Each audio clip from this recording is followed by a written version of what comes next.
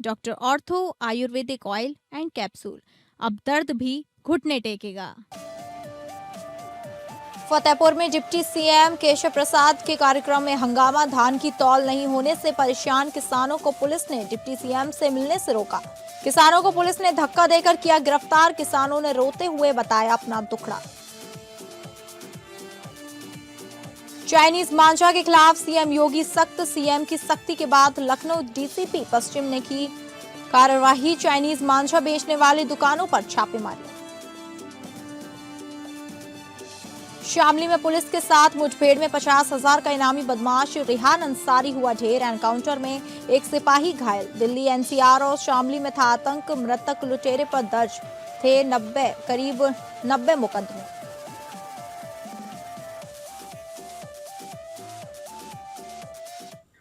नमस्कार, मैं हूं डॉक्टर प्रसून। यूपी में जाति और धर्म के नाम पर मजाक अब बर्दाश्त नहीं होगा।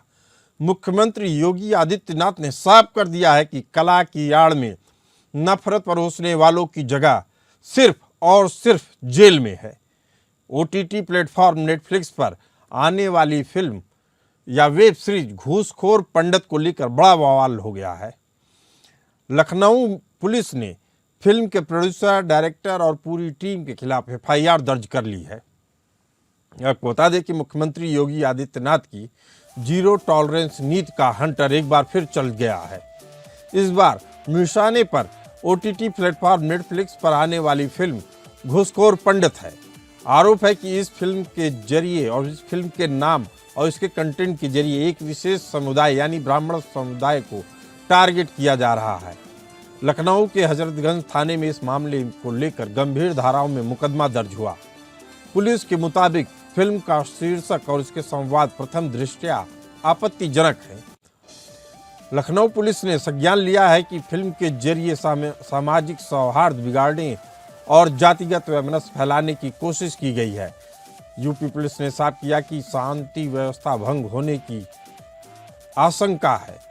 सामाजिक सौहार्द और कानून व्यवस्था से खिलवाड़ करने वालों के खिलाफ जीरो टॉलरेंस की नीति में कार्रवाई की गई। एफआईआर में जातिगत भावनाएं आहत करने का आरोप लगाया गया है। वैमनस्य फैलाने और सौहार्द बिगाड़ने के उद्देश्य से सामग्री प्रसारण का भी आरोप है।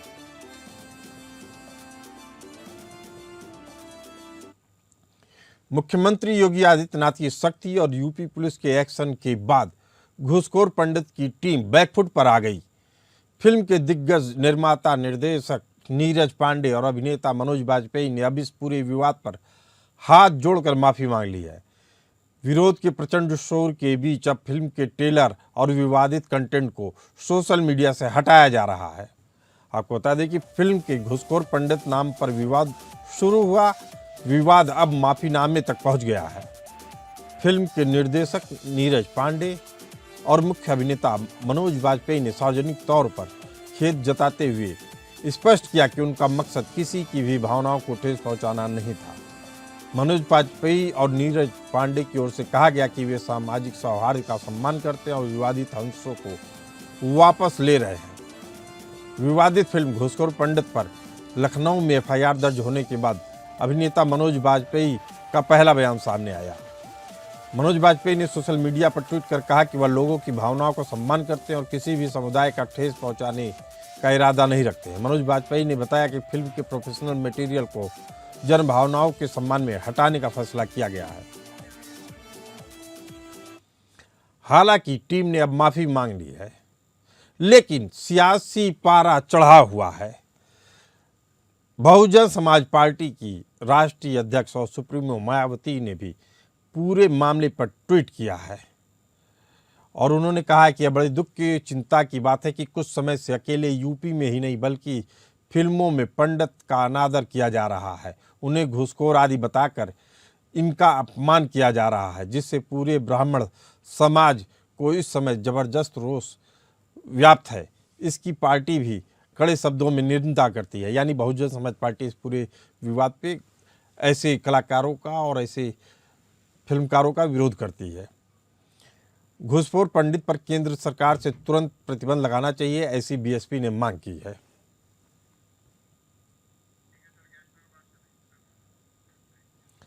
सूचना प्रसारण मंत्रालय ने भी इस पूरे विवाद पर टीम को, घूसखोर पंडित की टीम को नोटिस जारी करके सवाल पूछा। इसी मुद्दे पर चर्चा करने के लिए हमारे साथ मौजूद हैं शांत प्रकाश जाटव जी, प्रवक्ता बीजेपी, संत कुमार पासी जी, प्रवक्ता समाजवादी पार्टी, और नावेद शिको, वरिष्ठ पत्रकार। नावेद जी, पहला सवाल आप ही से, इस पूरे विवाद को किस तरीके से समझना चाहिए? क्या जानबूझ के कला के नाम पर जात का अपमान किया जाता है ताकि पब्लिसिटी मिले, या इसे किसी और तौर पे देखना चाहिए? देखिए, बात बिल्कुल सही है कि एक जमाना हुआ करता था फिल्म इंडस्ट्री में, कई फिल्मों के ऐसे कंटेंट होते थे जहां किसी धर्म विशेष, किसी जात विशेष, किसी क्षेत्र विशेष को अपमानित किया जाता था, डिसबैलेंस कंटेंट होते थे। ये बात बिल्कुल सही है, लेकिन आज के जमाने में आम इंसान भी ये जानता है कि हम किसी जाति विशेष को लेकर अगर अपमानित करने जैसा कंटेंट या शीर्षक रखते हैं तो इसका मतलब यह है कि विरोध होगा, क्योंकि अब जागरूकता बढ़ी है, सोशल मीडिया कॉमन हो गई है, हम अपना विरोध घर बैठे रख सकते हैं। सरकारें भी, पॉलिटिक्स भी जो है वो फिल्मों को अपना निशाना बनाती है या फिल्मों के जरिए आगे बढ़ती है या फिल्मों से उनको फायदा नुकसान होता है। ये नीरज पांडे और मनोज बाजपेयी को भी पता था। इस फिल्म को बनाने वाले जितनी हस्तियां थी, ये सबको, हमारे जैसे आम इंसान को भी पता है, हमारे जैसे करोड़ों आम इंसानों को पता है कि अब वो जमाना नहीं रहा कि किसी जाति विशेष को हम अपमानित फिल्म के जरिए कर ले। तुरंत विरोध होगा, तुरंत एफआईआर होगा, राजनीति भी होगी, सरकार को भी आना पड़ेगा, एफआईआर भी होगी। लेकिन जानबूझ के इस तरह की हरकतें इसलिए की जा रही हैं क्योंकि आप जानते हैं कि किसी भी फिल्म को बनाने में जितनी लागत होती है उसकी 50% लागत उसके प्रचार में होती है। तरीका ये अपनाया गया है कि हम विवाद पैदा कर दें, किसी जाति विशेष को अपमानित कर दें या कोई दूसरा किसी धर्म विशेष को या किसी पेशे को या किसी लिंग को हम अपमानित कर दें, विवाद होगा, राजनीति होगी, तो कम से कम उस फिल्म को देखने के लिए दर्शक वर्ग आगे बढ़ेगा और हम अपना बिजनेस कर लेंगे। ये प्री प्लान है, 100% प्री प्लान है। नावेद जी, जितने फिल्म, लेकिन कहा जा रहा है भी सोशल मीडिया पे जो कमेंट आ रहे हैं, सोशल मीडिया पे जो कमेंट आ रहे हैं, उससे एक बात तो साफ है कि यह केवल योगी शासन में ही संभव था।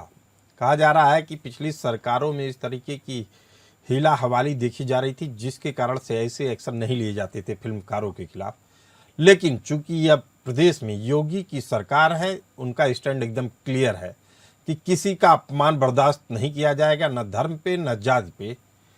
तो ऐसे में पूरी फिल्म की यूनिट एक तरफ से माफ़ी मांग रही है, चाहे वो निर्माता हो, निर्देशक हो, चाहे कलाकार हो।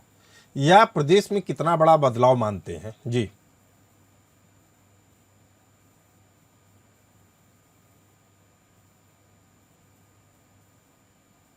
नावेद जी, आपको मेरी आवाज आ रही है? नावेद जी को हमारी आवाज नहीं आ रही है। संत कुमार पासी जी हमारे साथ मौजूद हैं, प्रवक्ता समाजवादी पार्टी। संत जी, जिस तरीके के आरोप लगाए जा रहे हैं कि यह जानबूझ के किसी एक पुराने शासनकाल की अभिव्यक्ति की स्वतंत्रता के नाम पे इस तरह की चीज़ें लाई जाती थी, जहां एक वर्ग को शर्मिंदा किया जाता था फिल्म के नाम पे, अभिव्यक्ति की स्वतंत्रता के नाम पे, लेकिन अब योगी शासन में ऐसा संभव नहीं है।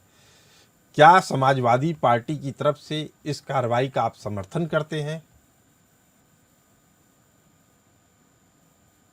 देखिए सर, चाहे जात के आधार पर हो या धर्म के आधार पर हो या कोई व्यक्ति विशेष के आधार पर हो, अपमान किसी का नहीं होना चाहिए, वो चाहे जो।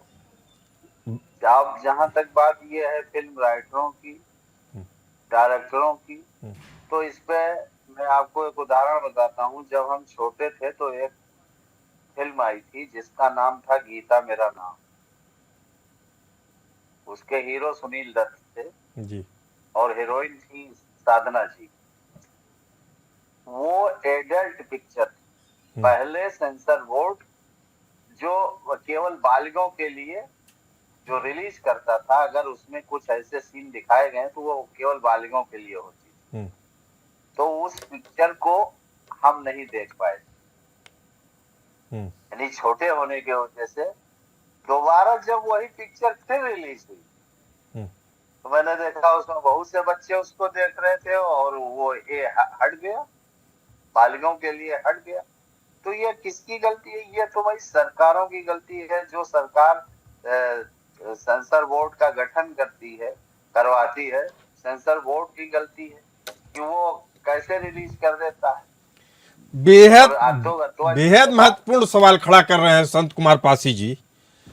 ये ऐसा सवाल है जिसका जवाब अब बीजेपी प्रवक्ता को देना पड़ेगा। श्याम प्रकाश जाटव जी, जो प्रवक्ता बीजेपी, आपसे सवाल यही कि संत कुमार पासी जी कह रहे हैं सेंसर बोर्ड कहाँ चला जाता है जब इस तरह की चीजों को शुरू में ही रोका जा सकता है जहां से। जी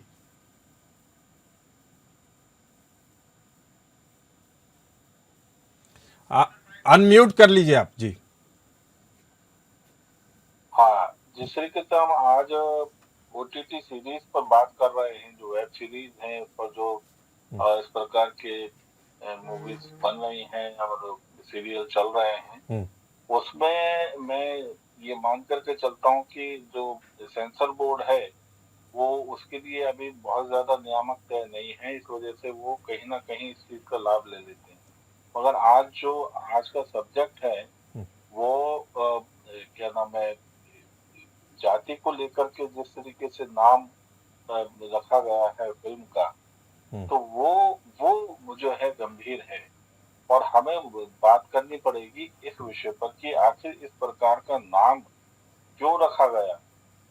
मैं ये मान करके चलता हूँ कि फिल्मों को पब्लिसिटी के लिए तमाम तरीके के हथकंडे अपनाते हुए हम लोग काफी लंबे समय से देख रहे हैं, और यहाँ पर भी ये फिल्म जो है इसको नाम से ज्यादा प्रचार मिल जाए, क्योंकि नाम इन्होंने जिस तरीके से रखा है एक समाज के किसी वर्ग को इंगित करके, आप दूसरे किसी समाज को, मुस्लिम समाज को या शेड्यूल कास्ट समाज को उसके नाम पर रख करके देखो ना, मालूम पड़ जाएगा।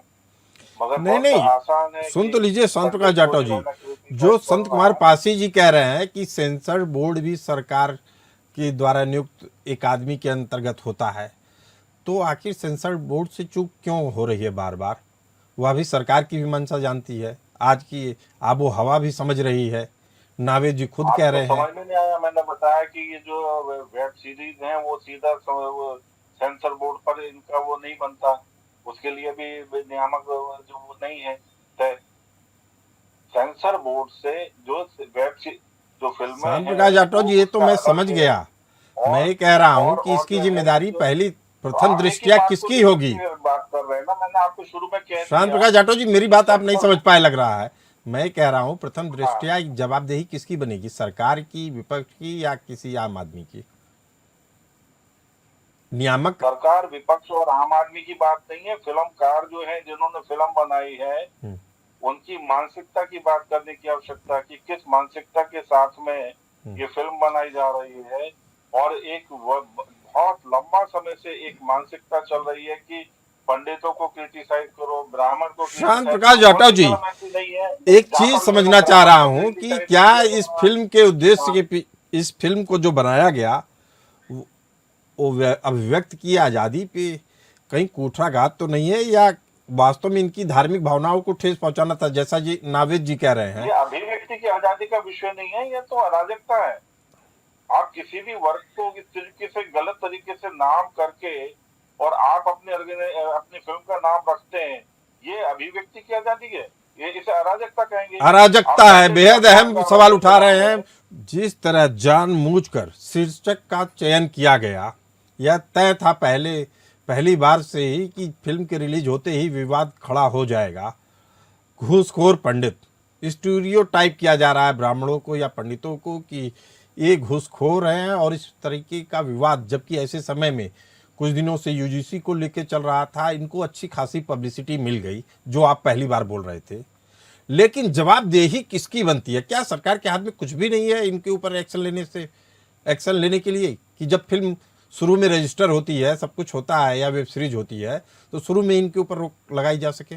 जी, आपका ये बहुत अहम सवाल है, इस पर मैं बाद में आता हूं। थोड़ा सा पूरा सिनेरियो समझने की कोशिश करिए। एक पत्रकार के तौर पे हम लोग लगातार कवरेज करते हैं, पॉलिटिकल चीजों को समझने की कोशिश करते हैं। इस बात को समझिए, कुछ दिनों पहले, कुछ महीनों पहले उत्तर प्रदेश में, पहले तो इस बात को समझना होगा कि उत्तर प्रदेश में पक्ष विपक्ष दोनों की ताकतें लगभग पीडीए में है। यानी पीडीए अखिलेश यादव का जो सबसे बड़ा विपक्षी दल है, वो पीडीए के कॉन्सेप्ट पे चल रहा है, दलित, पिछड़ा, मुसलमान। इसी तरीके से भारतीय जनता पार्टी ने भी अपने पीडीए को मजबूत करके रखा, दलितों को, पिछड़ों को बहुत मजबूती से अपने साथ में रखने की हर कोशिश की, और उनके साथ वो है भी, तभी भारतीय जनता पार्टी जीतती भी है। अब यानी ये मान के चलिए पक्ष विपक्ष के पास में एक मजबूती से दोनों के पास में पीडीए की ताकत है। अब बीच में एक जाति आती है, ब्राह्मण वर्ग। ब्राह्मण वर्ग जो है वो भारतीय जनता पार्टी के साथ है। जैसे कि इलेक्शन के जो डाटा बताता है, लगभग एक विश्वास जुड़ा हुआ है। एक घटना घटती है 2-3 महीने पहले, एक माहौल पैदा होता है कि ब्राह्मण मौजूदा उत्तर प्रदेश की योगी सरकार से नाराज है, उन्होंने जुटान किया। ब्राह्मण विधायक इकट्ठा हुए और उन्होंने चोखा पार्टी खाई और चिंतन मनन किया, यानी कुछ उन्होंने नाराजगी व्यक्त की और एकजुटता का सबूत किया। उस घटना के बाद, उस गेट टुगेदर के बाद, उस मीटिंग और उस जुटान के बाद में तुरंत समाजवादी पार्टी की तरफ से एक बयान आता है कि ब्राह्मणों को हम पूरा सम्मान देंगे, शिवपाल यादव जी कहते हैं। इसी तरीके से अखिलेश यादव का भी कुछ इसी तरह बयान आता है, आप हमारे साथ आइए, ब्राह्मण समाज हमारे साथ आए, हमको सम्मान देंगे जो भारतीय जनता पार्टी नहीं दे पा रही है। उसके बाद मायावती प्रेस कॉन्फ्रेंस करती है, उसमें भी उनकी आधारित होती है पूरे ब्राह्मणों को अपने विश्वास में लेने की। ये ब्राह्मण राजनीति कहां से पैदा हो गई? लगातार ब्राह्मण राजनीति हो रही है, वो इसलिए क्योंकि अभी नेट टू नेट दो ताकतें हैं, पक्ष विपक्ष, यानी बीजेपी और अखिलेश यादव, दोनों के साथ पीड़िए। ब्राह्मण अगर सचमुच ये बात अगर सच है कि भारतीय जनता पार्टी से नाखुश हो गया है, एंटी इनकम्बेंसी है, अब अति अपेक्षाएं थी, अपेक्षाएं पूरी नहीं हो पा रही हैं, वो अगर शिफ्ट अगले चुनाव तक हो जाएगा तो सचमुच भारतीय जनता पार्टी का नुकसान हो जाएगा। और जो सबसे बड़ा विपक्षी दल है, चाहे उसमें अखिलेश यादव का फायदा हो जाए या बहन जी का कुछ जनाधार बढ़ जाए, कुछ इस तरह का जो समीकरण लगातार बन रहा है, उसी दौरान में ऐसी फिल्म आती है जो अपमानित करती है एक जात विशेष को, जिसका टाइटल ही अपमानित करता है, और उत्तर प्रदेश में ही उसका हल्ला होता है, उत्तर प्रदेश में ही उसकी एफआईआर होती है, उत्तर प्रदेश में ही सियासत गरमाती है। इसका मतलब ये जो सियासत ब्राह्मण राजनीति की चल रही थी, जिस पर विपक्ष भी लपक रहा था, जिसको सजोने के लिए भारतीय जनता पार्टी भी उनको अपने विश्वास से जोड़ने की कोशिश कर रही थी, बसपा के भी बयान आ रहे थे, समाजवादी पार्टी के नेताओं के भी ब्राह्मणों को लेकर बयान आ रहे थे, उसी की एक सीरीज है, उसी की एक कड़ी है, और वही एक पब्लिसिटी स्टैंड भी है। यानी इसके पीछे सियासत भी है, ये प्री प्लान है कि सियासत हो ताकि हमें पब्लिसिटी मिल जाए, क्योंकि ब्राह्मण राजनीति उत्तर प्रदेश में तैर रही है। दूसरी बात जो सबसे अहम आपने सवाल उठाया है, जो सेंसर बोर्ड की बात हुई थी, चलिए मान लेते हैं कि सैटेलाइट फिल्म नहीं है, पर्दे की फिल्म नहीं है, ये अधिकार क्षेत्र से अलग है, चलिए, लेकिन कोई नियमावली तो होगी। भारत है, ये लोकतांत्रिक देश है, यहाँ एक मजबूत सरकार है, यहाँ इतना जंगल राज तो नहीं है कि कोई किसी को अपमान। श्याम प्रकाश जाटव जी, जो बात मैं कह रहा था वही नावेद जी भी कह रहे हैं। सवाल बस इतना है कि इस तरह के मामलों को पहले जब टाइटल रजिस्टर हो रहा था तभी रोक देना चाहिए था। आने वाले समय में श्याम प्रकाश जाटव जी, ये बीजेपी के लिए, योगी सरकार के लिए एक सबक है। क्या इस सबक का कोई लाभ लेंगे आप भविष्य में? ये तो मैंने कहा ना कि ये तो मानसिकता का विषय है। ये जिसका जो नाम है, इसका कोई पंजीकरण नहीं होता है। जिस तरीके से आप किसी भी प्रोग्राम को, अपने YouTube चैनल को चलाते हैं, आपने उसका नाम शुरू किया और काम शुरू कर दिया, इस पर सेंसर बोर्ड का कोई हस्तक्षेप नहीं है। ये जो है न्यूज चैनल की जवाबदेही सूचना प्रसारण मंत्रालय ऐसे किसी भी कंटेंट पे नोटिस जारी करके। मेरी बात को सुने जाटो साहब, सरकार के तरफ से कोई किसी प्रकार का तो नियंत्रण होगा या होना चाहिए? नियंत्रण नहीं। देखिए, ये जो है IT सेक्शन लगता है और कहीं अराजकता है, उस पर जो है उसके पुलिस के जो कानून है आईपीसी और बीएनएस वो लगते हैं। शांत प्रकाश जाटव जी, जो चर्चा से निकल के बातें सामने आ रही हैं उससे एक बात तो साफ है कि समाज का कोई भी वर्ग, किसी भी कास्ट का, किसी भी धर्म का व्यक्ति किसी दूसरे कास्ट या धर्म वाले व्यक्ति को अपमानित नहीं करना चाहता है। लेकिन कुछ ऐसे लोग हैं जो प्रदेश की, देश की फिजा को खराब करना चाहते हैं। उनसे हम सबको सतर्क रहना होगा। और शांत प्रकाश जाटव जी, एक चीज ये भी समझनी होगी हमें कि ऐसे लोगों को चिन्हित करके उनके ऊपर अंकुश लगाने का काम केवल सरकार का है। संत कुमार पासी जी बहुत अच्छी बात बोल रहे थे। वह कह रहे थे कि इसमें कोई राजनीति नहीं होनी चाहिए। सोचिए, जब विपक्ष का इतना अच्छा आपको समर्थन मिल रहा है तो आपको तो कार्रवाई के लिए आगे आना ही चाहिए। जी शांत प्रकाश जाटव जी। देखिए, जिस पुलिस का काम है, इसको जिस प्रकार से शिकायत हुई है, एफआईआर हुई है, तो पुलिस अपना काम कर रही है। और जहां पर ये जो ओटीटी सीरीज पर जिस तरीके से व्यवस्थाएं तय हैं, इसमें कानून अपना काम करता है, इसमें जो है ना आईटी की धाराएं वो लागू होती हैं, और इसमें जिस तरीके से कहीं किसी को अपमानित किया जाता है तो उसमें जो कानून है वो काम करता है।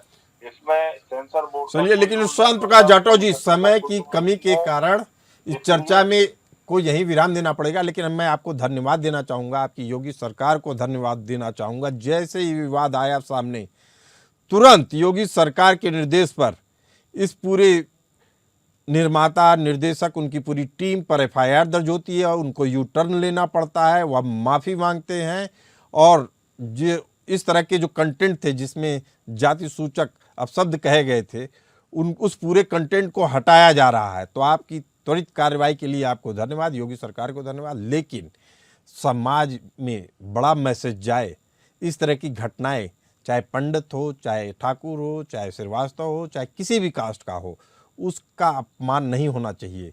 उसको आपको स्टूडियो टाइप नहीं बनाना चाहिए। इसके लिए एक और मिसाल कायम करने की ज़रूरत है। आप सभी लोग इस खास चर्चा में आप लोगों का धन्यवाद। फिलहाल हिसाब किताब में इतना ही। हमें दीजिए इजाज़त। नमस्कार।